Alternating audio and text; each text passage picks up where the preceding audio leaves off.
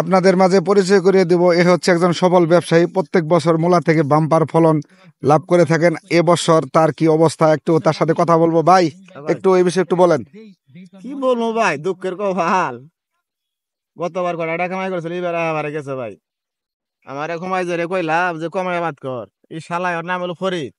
এই শালায় জমি আদিছে এবার 100 ভাগই। এই শালা টুক করবো এখনকার, এবার অবস্থা ভালো না ভাই। আপনার কি অবস্থা একটু বলেন দর্শকের উদ্দেশ্যে। আমার অবস্থা কি ভাই, এই যে দেখতেছেন না,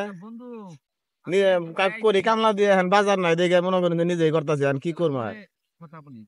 এবার কপাল খারাপ ভাই, এবার ভাই ব্যবসা হবো না। ঢাকাতে যে গাড়ি ভাড়া দিয়ে নিয়ে যাচ্ছেন, তাকে কি গাড়ি ভাড়া না উঠছে? ভাই, বাইর তো না দেন আগে অবস্থা খুবই খারাপ। চুরি করে আওলাদ করে দিয়ে বাড়ির থেকে দিয়ে গাড়ি ভাড়া কামলা হয় না। এখন কি করবো, খেত আদার করতেছি, করার কিছু নাই। অবস্থা আসলে খুবই দুঃখজনক। যাই হোক, দোয়া করি আপনাদের জন্য এই বছর লাস্টের দিকে যেন আপনারা ভালো একটা বেনিফিট পান, সেই প্রত্যাশায়। ভালো থাকবেন ভাই।